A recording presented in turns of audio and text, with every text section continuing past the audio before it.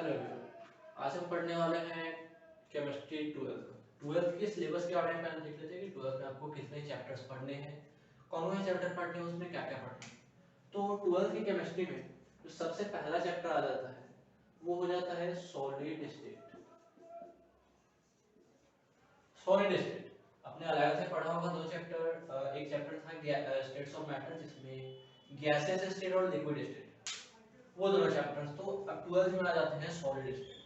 Solid state में आप पढ़ेंगे सॉलिड के नॉर्मल प्रॉपर्टीज के बारे में, कितने सॉलिड के भी अलग अलग टाइप्स होते हैं, कितने तरीके के सॉलिड पाए जाते हैं, सॉलिड का स्ट्रक्चर क्या क्या होता है, उस सब के बारे में पढ़ेंगे। जितने तरीके के सॉलिड के स्ट्रक्चर्स होते हैं, क्या क्या स्ट्रक्चर है, क्या क्या टाइप्स है, वो सब सॉलिड स्टेट में। अगला आ जाता है सॉलिड स्टेट के बाद solutions and it's colligative properties. अब सॉल्यूशन के बारे में, सॉल्यूशन विलियन जिसको बोलते हैं। तो सॉल्यूशन क्या है? सॉल्यूशन जब कोई भी दो या तीन लिक्विड को आपस में मिलाया जाता है तो नया सॉल्यूशन, एक नया मिक्सचर बनता है, उसको सॉल्यूशन बोलते हैं। जब लिक्विड को मिलाते हैं तो सॉल्यूशंस कितने तरीके के होते हैं, क्या क्या होता है जब दो लिक्विड को आपस में मिलाया जाता है तो क्या होता है। अब लिक्विड के भी अलग अलग टाइप्स होते हैं। कुछ होता है कि अगर हम दो तरीके के होते हैं, एक वॉलेटाइल होता है, एक नॉन वॉलेटाइल होता है। वॉलेटाइल वो जो नॉर्मल रूम टेम्परेचर पर आकर तुरंत रिएक्ट कर देता है, और एक नॉन वॉलेटाइल वो होता है जो तुरंत रिएक्ट नहीं करता। तो वॉलेटाइल नॉन वॉलेटाइल उसके बारे में पढ़ेंगे, सॉल्यूशन कितने तरीके के होते हैं उनके बारे में पढ़ेंगे, और प्रॉपर्टीज क्या क्या है सॉल्यूशन की उसके बारे में पढ़ेंगे। अगला हमारा जो तीसरा चैप्टर आ जाता है वो हो जाता है इलेक्ट्रोकेमिस्ट्री।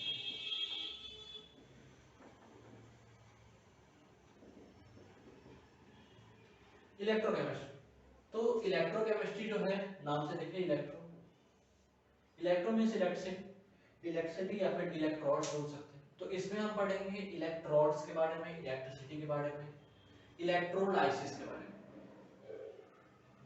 मेनली जो भी इलेक्ट्रोलाइट्स है, इलेक्ट्रोलाइट्स से कहा जाता है जब भी कोई भी सब्सटेंस कंपाउंड अगर पानी में जाकर टूट जाता है आयंस में, उन आयंस को कहा जाता है इलेक्ट्रोलाइट्स। तो उनके बारे में पढ़ेंगे, किस तरीके से क्या क्या अलग अलग लॉज हैं, कितने तरीके हैं, उसमें क्या क्या किया सकता है। तो केमिस्ट्री में क्या क्या इस्तेमाल है इलेक्ट्रिसिटी का, इलेक्ट्रोलाइसिस का, वो पढ़ेंगे। अगला जो चौथा चैप्टर आ जाता है वो हो जाता है chemical kinetics. Chemical kinetics, chemical मतलब जानते क्या होता है। अब काइनेटिक्स जो है, काइनेटिक्स मतलब होता है स्पीड। तो स्पीड यहाँ पर मॉलिक्यूल्स की स्पीड के बारे में, मतलब जो भी चीज हम कंपाउंड अगर कोई भी रिएक्शन कर रहा है तो मेनली इसमें केमिकल रिएक्शंस के बारे में पढ़ते हैं, उसी में पढ़ते हैं उसके स्पीड के बारे में। तो जितने भी केमिकल रिएक्शंस हैं आपस में रिएक्ट करते हैं, तो रिएक्ट किस स्पीड से रिएक्ट करते हैं, या फिर उसको रिएक्ट करने के लिए कितने स्पीड की जरूरत है, कितने तरीके के केमिकल रिएक्शंस हो सकते हैं, वो पढ़ेंगे केमिकल काइनेटिक्स में। और केमिकल रिएक्शन होने में क्या कितने एनर्जी लगता है, हर एक चीज केमिकल काइनेटिक्स में पढ़ेंगे डिटेल में पूरा। अगला जो आ जाता है पांचवा चैप्टर वो हो जाता है सरफेस केमिस्ट्री।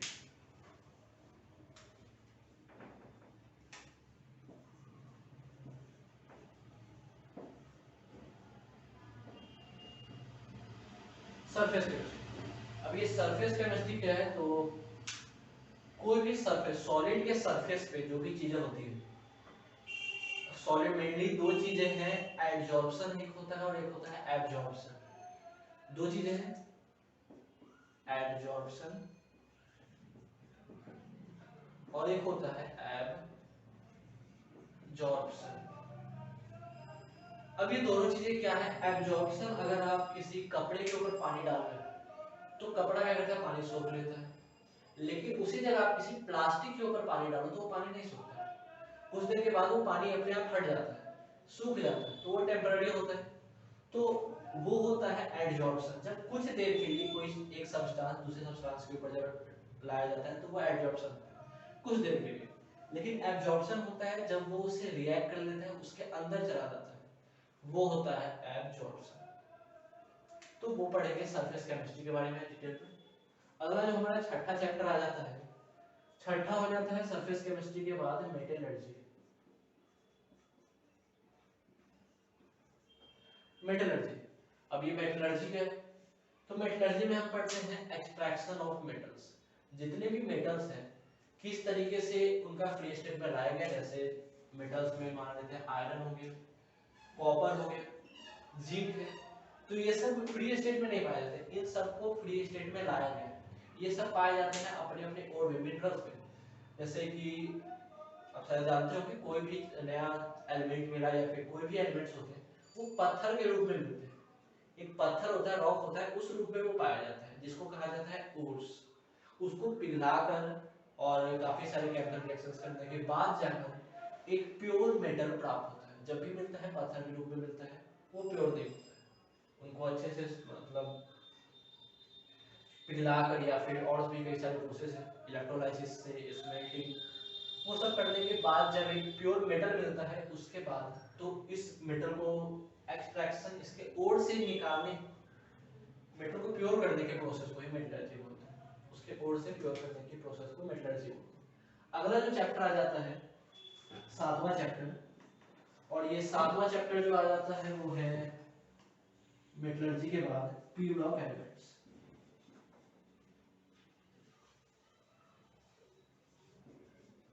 अब पी ब्लॉक एलिमेंट्स के बारे में आपने 11th में पढ़ा था। तो पी ब्लॉक एलिमेंट्स है क्या, ये बताया 11th में था कि पीरियोडिक टेबल है, पीरियोडिक टेबल को चार भागों में बांटा गया है, एस, पी, डी और एफ। इसमें एस ब्लॉक के बारे में आपने 11th में पढ़ा था।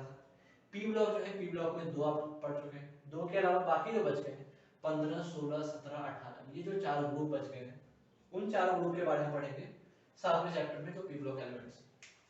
अब सात, इसमें टोटल 16 चैप्टर्स है 12th के केमिस्ट्री में। तो सात के बाद जो आठवां चैप्टर आ जाता है वो हो जाता है D and F block elements.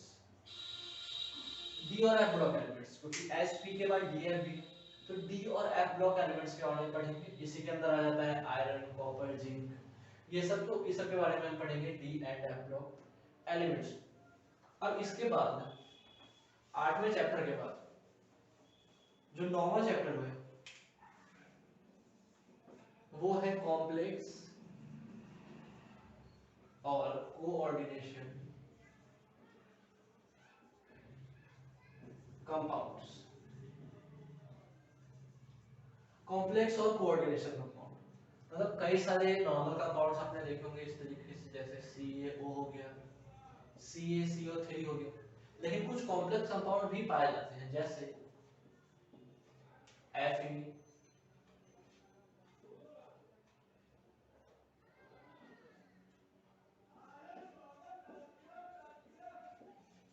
ये जो भी बिग ब्रैकेट वाले कंपाउंड्स होते हैं, ब्रैकेट में इनको लिखा जाता है, वो सभी कॉम्प्लेक्स कंपाउंड कहलाते हैं। तो इस तरीके के कंपाउंड्स के बारे में हम पढ़ेंगे इसमें, एक बिल्कुल ही अलग तरीके का कंपाउंड है तो इनको कॉम्प्लेक्स कंपाउंड कहा जाता है, और उसके बारे में पढ़ेंगे 9th चैप्टर। अगला जाता है 10वां चैप्टर,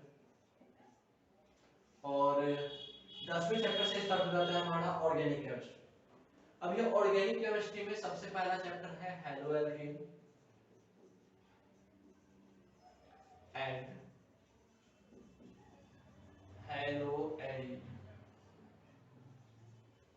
अब ये क्या है, तो हेलो मतलब होता है हेलोजन, हेलोजन मतलब 17वां ग्रुप। 17वें ग्रुप में जितने भी एलिमेंट्स हैं, फ्लोरीन, क्लोरीन, ब्रोमीन, आयोडीन, इन सब के साथ अगर अल्केन को जोड़ दिया जाए, अल्केन किसको कहा जाता है, अल्केन का जनरल केमिकल फार्मूला होता है CnH2n+।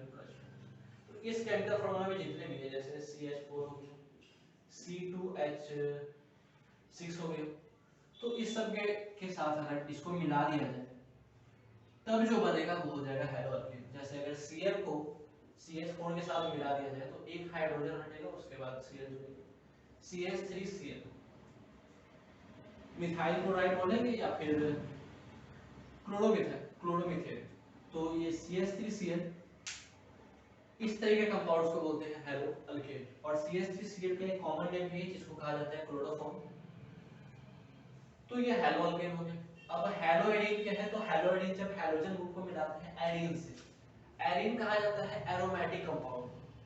एरोमेटिक कंपाउंड जिनका स्ट्रक्चर बेंजीन की तरह, जिनका स्ट्रक्चर बेंजीन की तरह होता है उन्हें कहा जाता है एरोमेटिक कंपाउंड्स। तो हेलोएरिन है जब हेलोजन्स इस तरीके के एरोमेटिक कंपाउंड के साथ जुड़ जाएंगे, जैसे यहाँ पर Cl अगर ऐड हो गया तो ये हो जाएगा हेलोएरिन। तो इस चैप्टर में हम वो निकालने पड़ेंगे। अगला देखते हैं,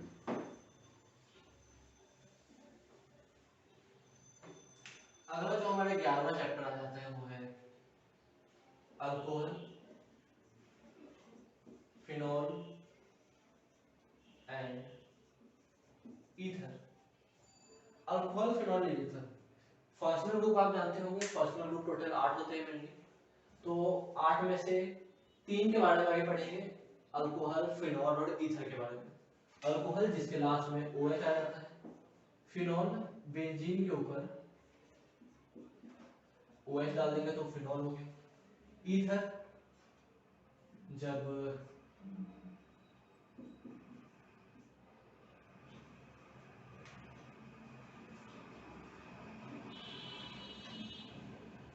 ईथर में इस तरीके से,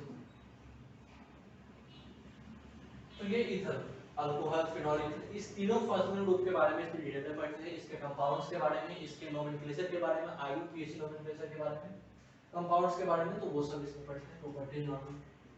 अगला आ जाता है अल्डिहाइड, कीटोन एंड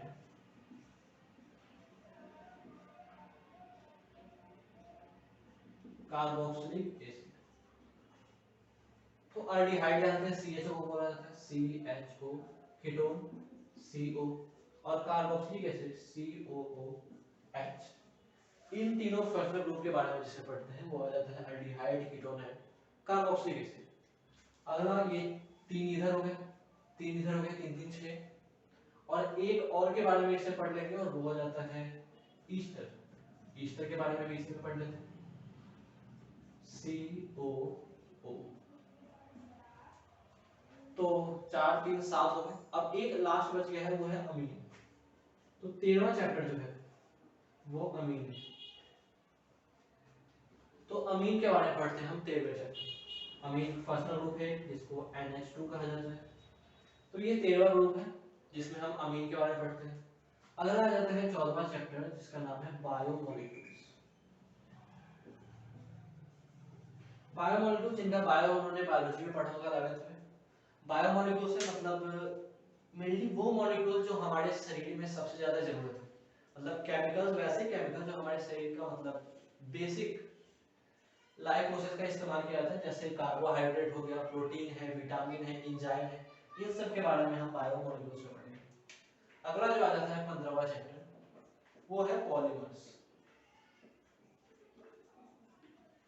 अब पॉलीमर्स के बारे में, पॉलीमर जानते हो क्या होता है? छोटी से अगर एक छोटा सा चीज आ जाए उसी को बार बार हम रिपीट करके कुछ बड़ा बना रहे हैं, छोटी सी चीज को, उस जो छोटा सा इकाई होता है यूनिट, उसको कहा जाता है मोनोमर।